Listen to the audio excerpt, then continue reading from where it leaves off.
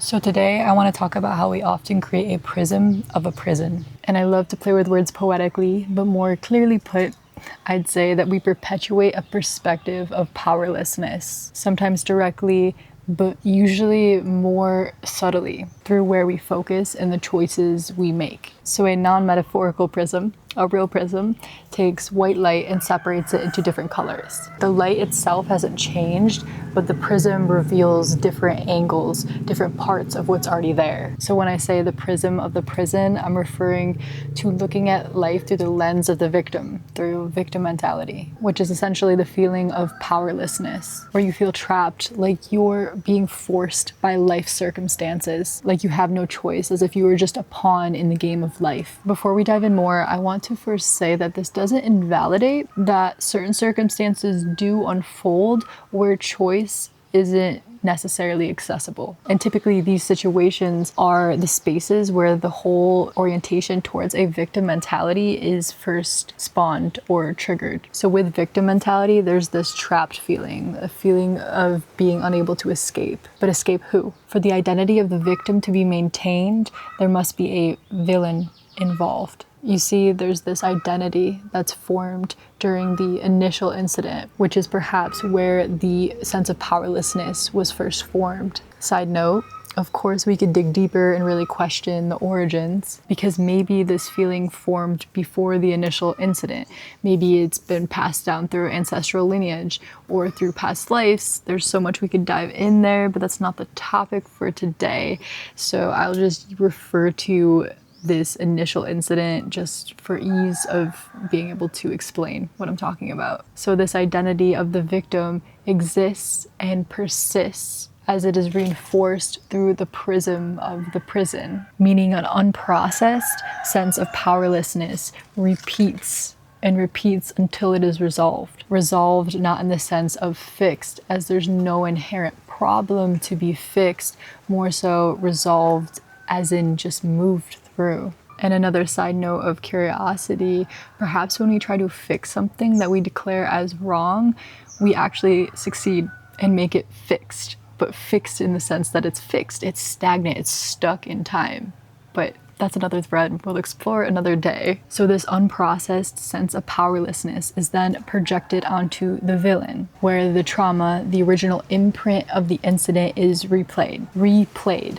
The play repeats, where it appears to have new characters and new scenes, yet underneath is this subtly persistent underlying theme, all stemming from the unprocessed imprint. So you have the projection of the villain, where you place your hands into his rope and he ties your hands, where the sensation of feeling trapped finds substance. Once again, the roles are reinforced and the narrative ensues. He did this, he tied your hands, is out of your control, relieving you of responsibility, yet robbing yourself of recovery. Repeating again and again until recognition and resolution. So often, it's so common for us to project responsibility into the hands of another, seeking the hero, layering fantasy onto another person, subtly anticipating that maybe they'll save you, or blaming the victim, carrying resentment for the people and life circumstances that have shaped you. Once again, reinforcing the narrative with thoughts like, I wouldn't be this way if it wasn't for the way my parents shaped me. It's my parents' fault. Placing blame onto another, or even villainizing, displacing responsibility onto past versions of yourself that didn't do good enough. This creates a loop.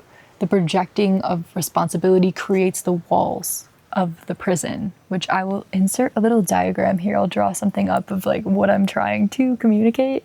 Yet when you redirect that energy, that focus inward, relieving these characters of their roles, the walls begin to dissolve. The prison falls away, allowing a new prism to emerge. One sourced internally, which is the connection point to something much greater, to a true source. The sense of powerlessness begins to dissipate with presence. He did this to me begins to shift, not in the sense that it invalidates what is. This does not deny the occurrence of a situation or the feelings that arise. The focus point just shifts away from blaming the other or the context into more of an inward reflection, allowing the emotions to express and process internally while meeting them with presence. When emotions feel intense and the system starts to feel overwhelmed, the temptation to avoid arises. To avoid by projecting the feeling onto another person or the context or a different part of ourselves. When this arises, the tendency can just be seen as it is, meaning we can drop the stories and reorient to what is underneath. For each time we react to the intensity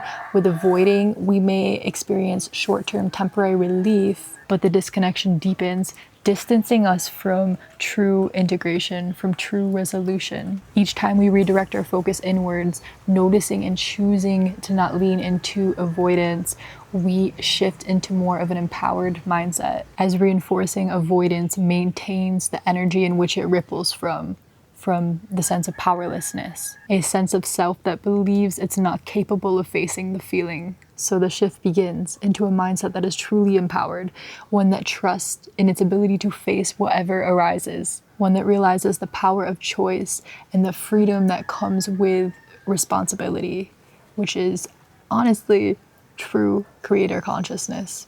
Okay, that's that for today. I honestly just want to say that I tried something new with this video. I spent hours drinking a bunch of black tea and like mildly manically writing the script for this, like exploring this like I do and just write in my journal about this stuff. So these are my feelings and my thoughts, but I tried to write a script, which is something I typically do not do. I like to just free flow my thoughts, and I'm realizing now that I definitely prefer to do that, but I wanted to experiment and try something new because I do feel like when I write stuff down, I explain it in a better way, and it just comes out a little bit more clearly because I'm able to like take my time and really craft it with words. So I like the way that I write it, but it just feels so weird to say a script. So I just want to say that, like, I'm gonna share this video, but if it feels a little bit scripted, it is because it is scripted. Yeah, these are my thoughts. These are my thoughts, my feelings, my reflections that I poured onto this page. I'm just sharing them in this way. Anyways, thank you so much for watching this. I really appreciate it, and yeah, till next time.